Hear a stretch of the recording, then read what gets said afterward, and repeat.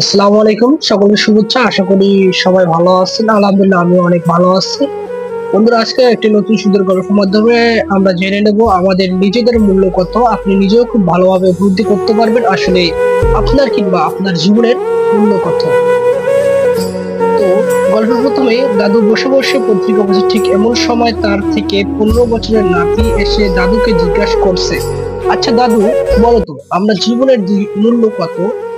আমি তো লেখাপড়া ও তেমন জানি না, করতে পারি না, ভালো লাগে না।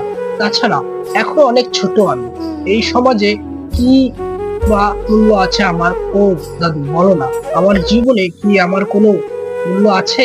তাছাড়া ওরা আমাকে বলে আমি নাকি একটা অপদার্থ, আমাকে দিয়ে নাকি কিছুই হবে না। তাই কখনো কখনো মনে প্রশ্ন জাগে, আমার বেঁচে থেকে কি লাভ? আমার মতো মানুষ তো মৃত্যুই ভালো। যে জীবনের কোনো মূল্য নেই, এই জীবন রেখে লাভ কি?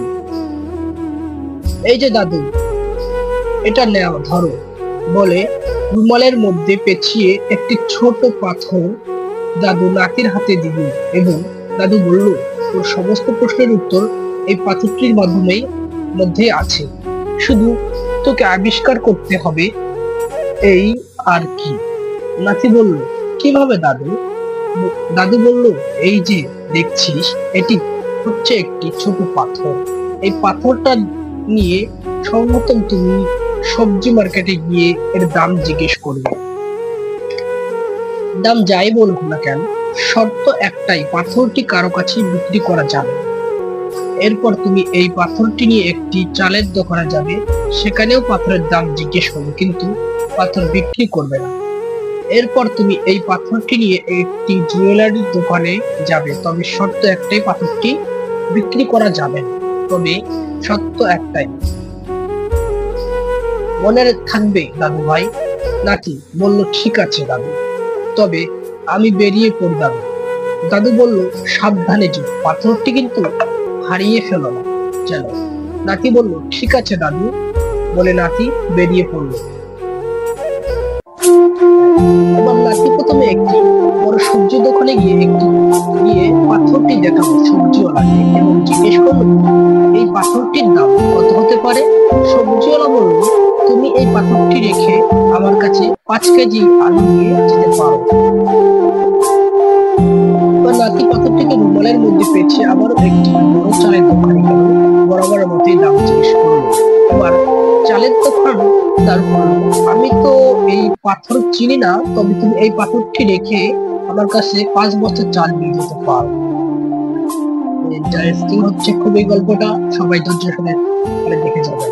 ছেলেটি সেখান থেকে বেরিয়ে একটি বড় জুয়েলারি দোকানে গেল এবং পাথরটির দাম জানতে চাইল।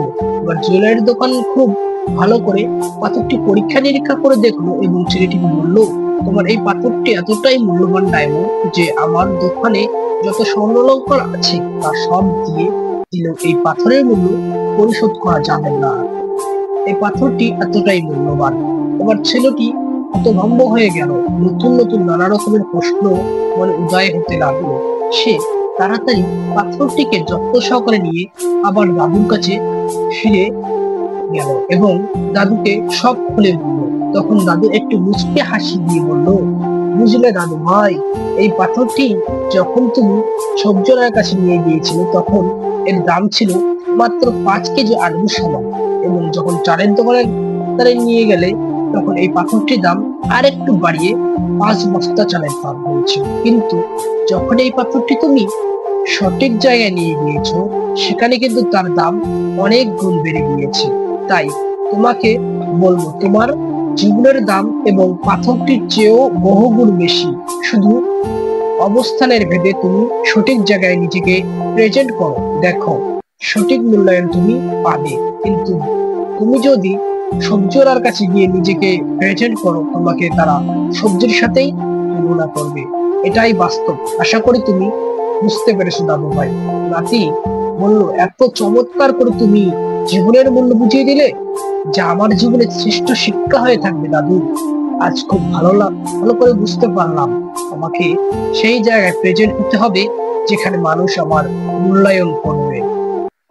যেখানে সেখানে যায় তার কথায় আহত ও নিরাশ হওয়া যাবে না, হতাশ হওয়া যাবে না। কারণ যার জ্ঞানের পরিধি যতটুকু, তার বিচার ও বুদ্ধি ও ততটুকু।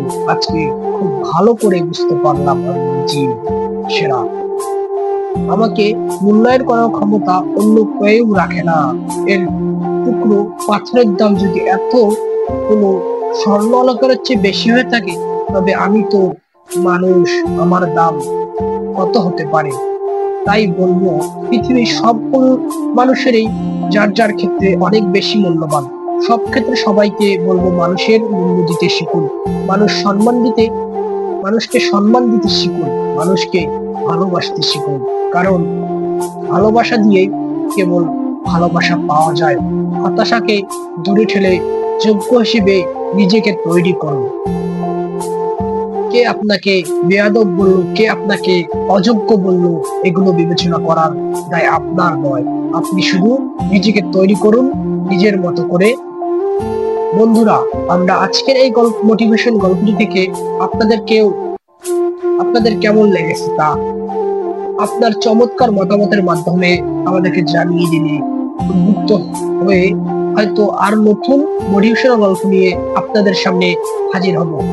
আমি মোহাম্মদ রবিউল ইসলাম। আল্লাহ হাফেজ।